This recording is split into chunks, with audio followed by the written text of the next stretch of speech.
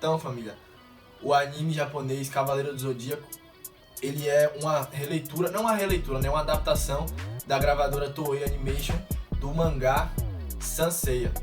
E ele chega no Brasil ali mais ou menos em 1994 e vai ser uma febre ali entre os anos 90 e os anos 2000. Galera que for aí mais ou menos da minha idade, da faixa, deve ter assistido muito quando era mais novo. Então, a obra, como a gente vai falar de religião, a obra é muito baseada na religião grega antiga, ou como muito se fala, a mitologia grega. Eu já falei a diferença entre mitologia e religião, procura no vídeo mais anterior aí. Mas pega a visão, é muito baseado nessa religião grega antiga, porque tem vários elementos, como os cavaleiros, eles são os cavaleiros de Atena, que na religião seriam aqueles que seriam os subordinados de Atena, aqueles que lutariam por Atena nas guerras que fossem necessárias. Então a obra está muito ligada à religião grega antiga, é muito ligada. A gente vai ter a chamada Guerra Santa, que vai ser o conflito de Atenas e dos cavaleiros dela contra Hades, né? A gente vai ter conflito de Atenas com Poseidon.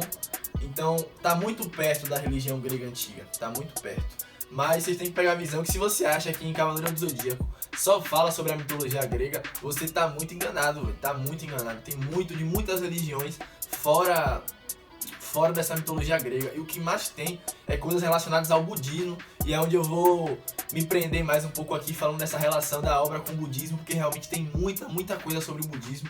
E é muito interessante, você que já assistiu ou que não assistiu ainda, é bom pegar a visão, porque a obra é muito rica e muito bem feita. Então, uma peça muito importante na ligação entre a obra Cavaleiro do Zodíaco e o budismo é o personagem Shaka de Virgem. Para quem não sabe, existem os 13 Cavaleiros de Ouro, que são os mais importantes, e eles cada um corresponde a uma casa do que é conhecido como os signos do Zodíaco, né? Cada um representa uma parada. E aí tem o Shaka, que é o Cavaleiro de Ouro de Virgem, que, enfim, que é o guardião da casa de Virgem. E aí o Shaka, esse nome Shaka, é uma referência ao nome Shakyamuni. Quem foi Shakyamuni? Shakyamuni era como foi chamado o primeiro Buda. O nome do primeiro Buda enquanto Buda era o Shakyamuni Buda. O Shakyamuni Buda, ele era, na verdade, o príncipe Siddhartha Gautama, que, enfim, ele era um príncipe tal de uma região do norte ali da Índia, que não era um país como é hoje, mas é o que a gente conhece hoje como Índia.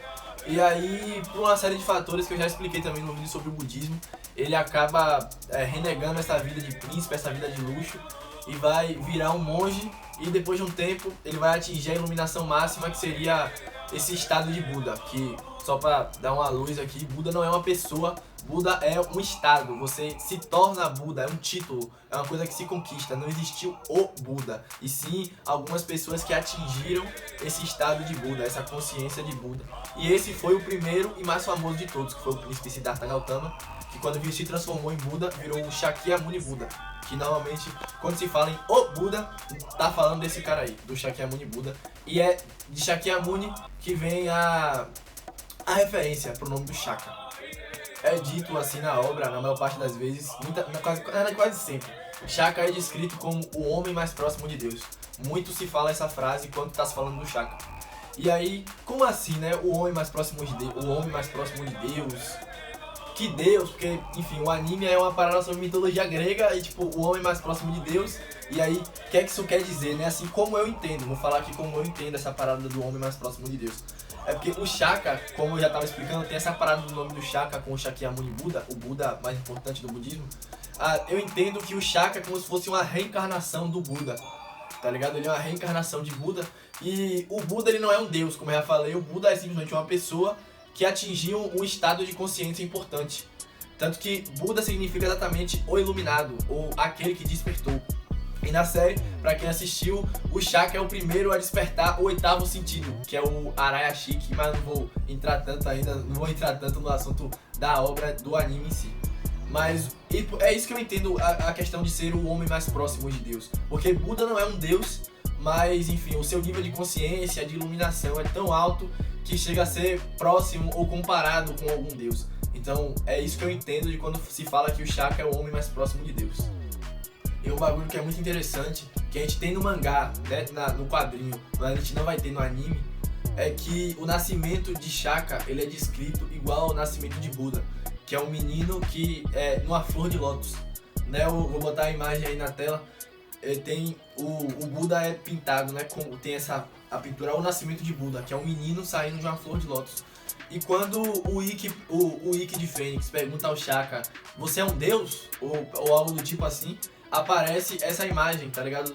Só que não o nascimento de Buda, aparece uma imagem de Shaka bebê de uma flor de lótus. Então, para fazer essa referência, para ter mais dessa ligação entre a imagem do Shaka e a imagem de Buda. E também aparece a mesma frase que Buda teria dito, que enfim, que pra quem me acompanha aí, eu posto essa frase o tempo todo. No céu acima e na terra abaixo, eu sou o mais honrado.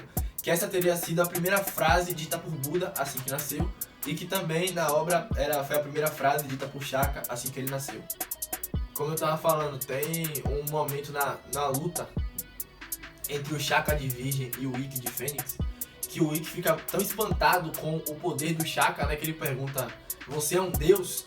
E aí essa é uma parada que eu achei interessante, que tipo, mesmo o Buda não sendo um deus, o Shaka ele é colocado com uma áurea meio divina, assim, ele é tão forte, ele é tão poderoso, ele tem tanto poder, que ele é quase um deus. Então eles brincam muito com esse negócio da divindade, não sendo divindade, mas o cara é tão poderoso que ele chega próximo de uma divindade. Então eu acho isso muito interessante da obra. Outra parada que não é uma relação não só com o Shaka, mas com a Casa de Ouro de Virgem, que é a casa onde ficava o Shaka, que é o Cavaleiro de Ouro de Virgem, é que a casa tem uma proteção chamada os 4 portões de Buda, né? Que era, se eu olhar na minha cola aqui para eu não esquecer, os 4 portões de Buda, que era morte, vida, doença e guerra, se eu não me engano. Que isso é uma referência a uma coisa que aconteceu na vida do Siddhartha Gautama.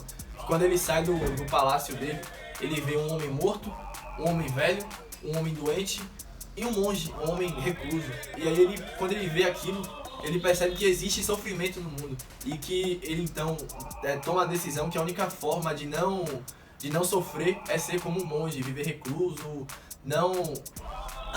meio que sem aceitar as dificuldades do mundo. Então a gente tem essa referência, mais uma referência à vida de Siddhartha Gautama, quando a gente traz pra dentro do anime de Cavaleiro do Zodíaco. E aí a gente tem uma outra parada também, que é talvez o golpe mais popular assim do Shaka, que é ele chama de ciclo das 6 existências. Que, enfim, é uma roleta russa que aonde cair é pra onde o adversário do Shaka vai ser enviado. Ele usa isso com o Ikki de Fênix e usa isso em outros momentos da série Cavaleiro do Zodíaco. E isso também é uma referência ao budismo, não só ao budismo, mas é uma coisa chamada Sansara, que é o ciclo de reencarnações que tem no budismo, tem no hinduísmo e tem em outras religiões lá do continente asiático. E aí como é que funciona? É um ciclo de reencarnação baseado no seu karma, baseado nas coisas que você fez ao longo da sua vida. Se você tem um karma positivo, você vai para mundos bons. Se você tem um karma negativo, você vai para mundos piores, para mundos ruins.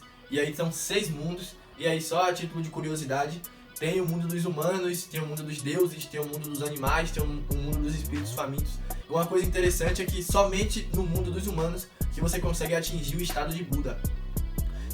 Isso falando do budismo, né? Não do ciclo das 6 existências de Shaka. Só no mundo dos humanos você consegue se tornar Buda. Nem no mundo dos deuses, que seria o melhor de todos, você vai conseguir se tornar Buda, porque você vai estar só vivendo com coisas boas, e aí lá você não consegue atingir a iluminação máxima, pra você ver. Só uma menção honrosa aqui, família, que eu tava, enfim, muito empolgado pra sair falando de budismo. E uma parada que me chamou muita atenção, assim, visualmente, quando eu tava assistindo Cavaleiro do Zodíaco, é os Campos Elíseos, né, que seriam meio que, tipo, uma parte do submundo, do mundo de Hades, que é tudo muito bonito, que é tudo muito... Então é uma coisa que chama a atenção, essa parada, e eles terem refeito isso na série. É que no meio do submundo você tem um espaço que seria limpo, que, enfim, tanto que a gente vai ter lá na série, quando tá chegando no final da saga de Hades, que os cavaleiros conseguem entrar nos Campos Elíseos, vai ter lá o Thanatos e o Hypnos, e eles não queriam matar os cavaleiros lá pra não sujar os campos com sangue